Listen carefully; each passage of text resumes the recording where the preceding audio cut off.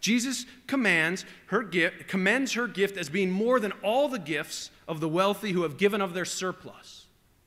They have given of their discretionary and disposable income, but she's given all she has. Now, the Bible doesn't tell us what happens to the widow. Right? We don't know. Is her faith rewarded? Or does she become an even bigger burden to her community? Does she suffer as a result of her generosity and faith? Should she have at least kept just one of those coins? You know, we know very little about this woman beyond that she was poor and she was a widow. But we know that she refused to be defined by her poverty. She chose instead to be defined by her generosity. Now, if you think this is a story that's meant to get poor people to give more money to the church, then you completely misunderstand the point. Jesus' message here is especially focused on those of us who have so much. But more to my point this morning is this is an inspiration to realize that we have a choice, regardless of our circumstances, to define who we are. In the case of the widow, her choice is, am I a poor widow holding on with fear, or am I a generous person willing to give all I have, even though I have so little?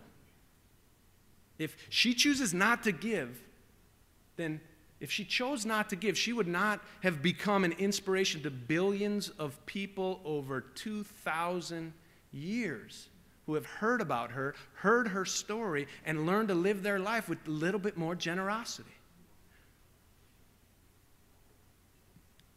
She chose to be defined by her generosity.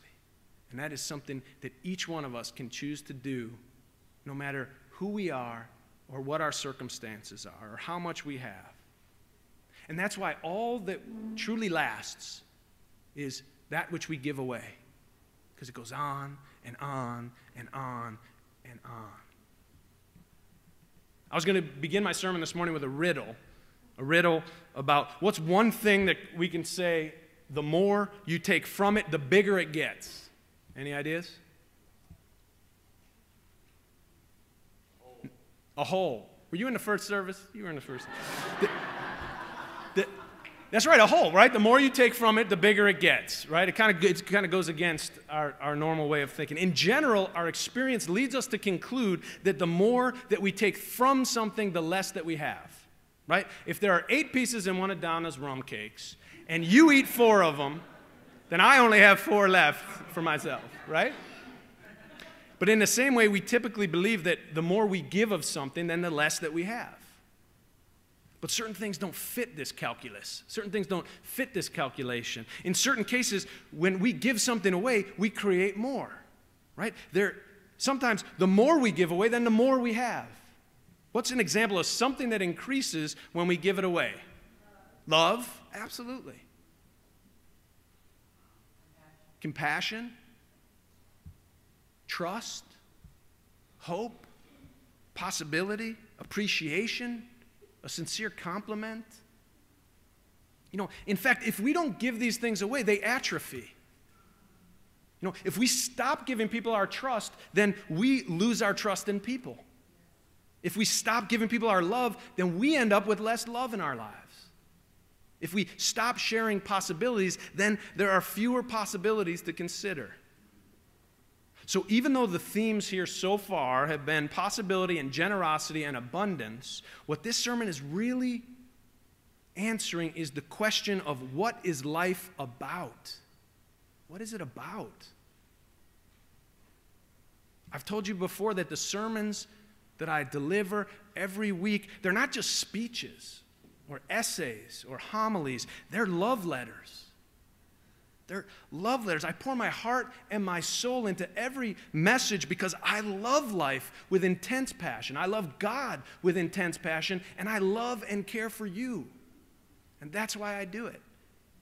It's not a naive love or a Pollyanna love. It's, you know, as a minister, I see and experience all kinds of depression and pain and loss and struggles that we all go through. in our lives. We share them sometimes in my office, sometimes in worship, and sometimes together as we share our lives in this church.